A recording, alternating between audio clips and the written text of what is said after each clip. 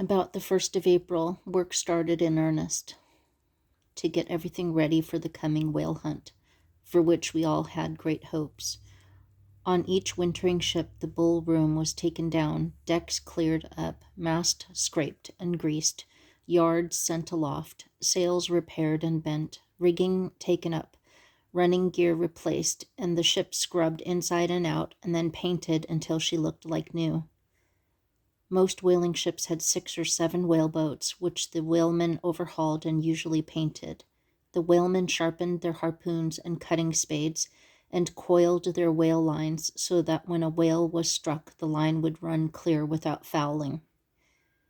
Each whalebone was 30 feet long and about 6 feet wide amidships. Everything it carried had to be carefully put in order.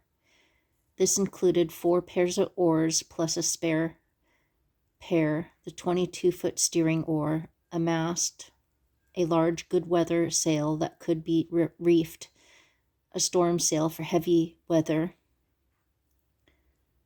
a sprit sail, some food, as well as a 5-gallon cask of fresh water, candles and a lantern, a compass, and bandages.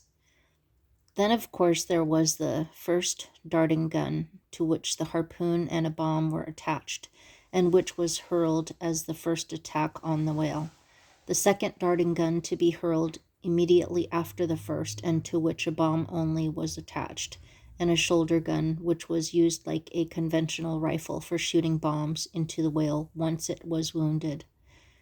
There were also spear bombs, hand lances for spearing and wounded whale, 2 cutting spades, 2 sharp knives for cutting, the harpoon line if a harpooned whale threatened to pull the boat under, a flag to sink into a dead whale and so it could be spotted from a distance, and a fluke spade for cutting a hole in the whale's tail for towing.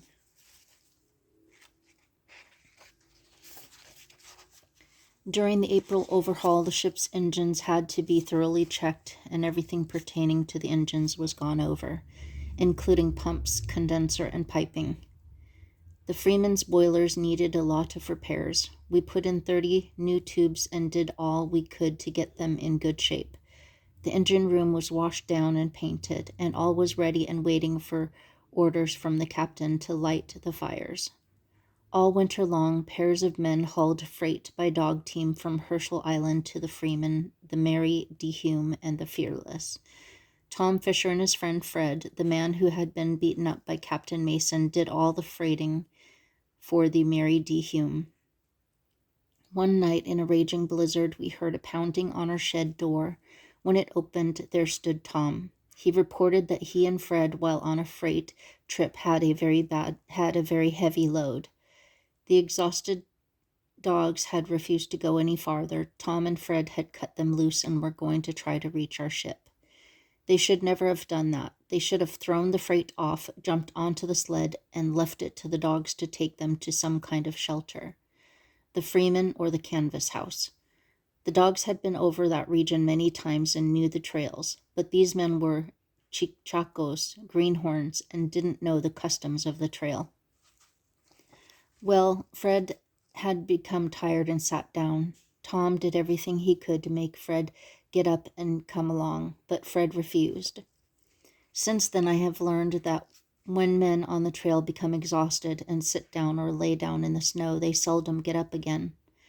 Chances are that they are perspiring, and when they stop moving about, that small amount of moisture makes them freeze very quickly. As soon as the storm moderated, all hands from the Freeman turned out to sea for Fred. A mile or 2 away, they found him lying down, frozen to death. We took Fred's body to the Freeman and notified the captain of the Mary D. Hume. A dog team came to take Fred back to his own ship, and he was buried at Shingle Point. About the middle of May, Captain Porter decided that it was time to leave Herschel Island and to take back all the Freeman's crew's members who had wintered on the Wanderer, but he had waited too long and the ice was rotting. Instead of wearing Eskimo boots as they should have, the men wore long-legged rubber boots because there was a lot of water on top of the ice. And rather than sending ahead as a native who understood the ice, they sent a man named Charlie. Charlie went ahead of the dogs. Everyone agreed that of the men in the crew, he was the best iceman and leader. But he made one mistake. The ice at the time of the year was spotted with patches of dark ice, and that meant that it was almost entirely rotten and weak and should always be avoided. Probably Charlie didn't know this. Anyway, when halfway over a black patch, he broke through. His long-legged boots would have immediately filled with water, and his soaked deerskin clothing would have added to the weight. He never came up. Oscar, who had been helping him haul freight to us throughout the winter, immediately pulled off his own boots and parka and dived after his pal, hoping to get a hold of him and bring him to the surface. But Oscar was too late. The rest of the men reached the strong ice by sheer luck. It was a wonder to all that they didn't break through too. A few hours later, they arrived at the Freeman, safe and sound, but tired and very sad. Charlie had been liked by everyone. Once back at the old ship, Captain Porter felt it was his duty to call all the men aft to splice the main brace, that is, drink some rum.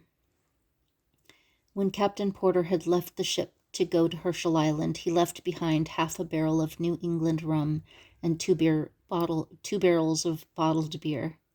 He now called the cabin boy and said, "Boy, bring me up a gallon of rum." The cabin boy appeared to be over 50, but that didn't make any difference. They were all called boy just the same. The cabin boy became very nervous, and he fussed around a little. Captain Porter asked him what was the matter. "No rum," he answered. "All gone. Mr. Bowles used it." "Oh, all right," said the captain. "If there's no rum, bring up some beer, and we'll all have a glass of that." Again the boy hesitated. "Beer's all gone too," he said. "Mr. Bowles used that." Well, Captain Porter looked surprised. The first mate was present, and the captain asked him what he had done with all that rum and beer. "You were down at the island playing billiards and pool and having a good time," explained Bowles, "and you turned the ship over to me when you left, so the officers and I had parties of our own, and we drank the rum and beer." Much as I liked Bowles, I knew this was a fabrication. During the winter, he did give the officers a few drinks of rum and a few bottles of beer, but not many. He drank most of it himself. There wasn't any one of us held that against our first mate. However, we knew he enjoyed drinking, was a fine shipmate, and a capable man, and we all liked him. The first part of July, the ice broke about a mile offshore and opened up a big lead. I had better explain what a lead is. When the ice starts to break up, the ice that remains fast to the land is called the floe ice, or flaw ice. The ice that goes out is the pack. The open water between the floe and the pack is called the lead. Well, we could see that big lead, but it was not near us. We were surrounded by ice that had piled up around us during the winter. Inshore, however, the ice was rotting fast, and if we could get in there, we might be able to work around the heavy ice offshore. It was our only chance for getting out of a very bad spot. We had no water around the ship. All hands turned to a head of the ship with large ice saws to try to cut a canal so that the ship could back up and then go ahead full speed, forcing her way through the rotten ice. It took about a week of sawing and blasting, but we finally got to the lead, and then started bucking our way through to the open water. We got there, but not without some damage to the ship. All whaling ships had heavy iron plates on the bow, so that when they hit the ice, it couldn't damage the wood. 2 of these plates had been knocked off, and quite a leak had started. It was necessary to keep one of the steam pumps going continually. Captain Porter was the number 1 sailorman, and there were several others on board the Freeman too. Out of heavy chains, they made a mat to fit around the bow where the damage had been done.